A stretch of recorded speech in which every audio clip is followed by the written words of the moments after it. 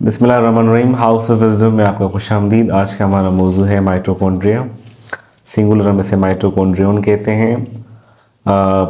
Popularly known as the power house of the cell. मशहूर जो है ये power house of the cell के हवाले से है। डेफिनेशन पे जाएं तो मुख्तसर डेफिनेशन हमारे पास ये है कि माइटोकॉन्ड्रिया वो मेम्ब्रेन बाउंडेड ऑर्गेनेलीज होते हैं। ऑर्गेनेली का मतलब होता है लिटिल ऑर्गन। जो साइटोप्लाज्म में मौजूद है तमाम के तमाम यूकैरियोटिक सेल में। यूकैरियोटिक और प्रोकैरियोट का फ़र्क हम आपको आने वाली क्लासेस में बताएंगे। जो माइटोकॉन्ड्रिया का बुनियादी काम है वो है एटीपी को प्रोड्यूस करना। एटीपी क्या है? Adenosine triphosphate. ये भी एक न्यूक्लियोटाइड है और ये मेन एनर्जी मॉलिक्यूल होता है जो सेल अपने इस्तेमाल में करता है। अब लफ्ज़ माइटोकॉन्ड्रिया को देखते हैं तो यूनानी ज़बान का ये लफ्ज़ है। माइटो के मीन होते हैं थ्रेड एंड कॉन्ड्रिया के मतलब होते हैं ग्रेन्यूल्स लाइक। कहाँ पाए जाते हैं? साइटोप्लाज्म में पाए जाते हैं।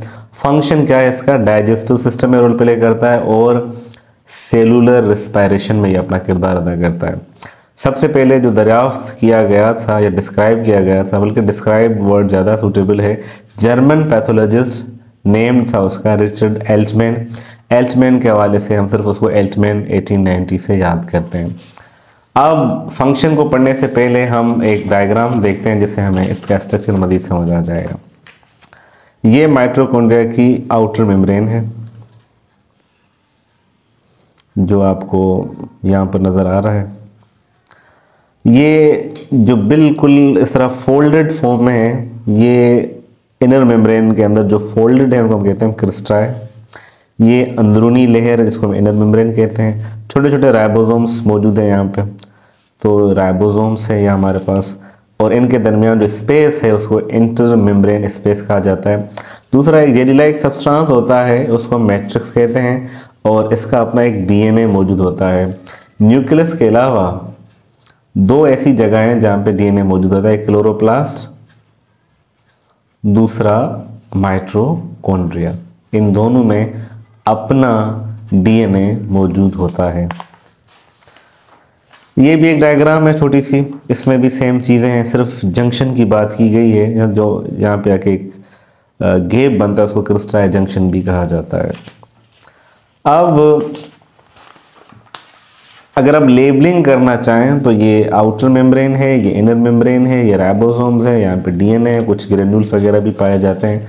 तो आप अलग से इसको लेबलिंग भी खुद भी कर सकते हैं।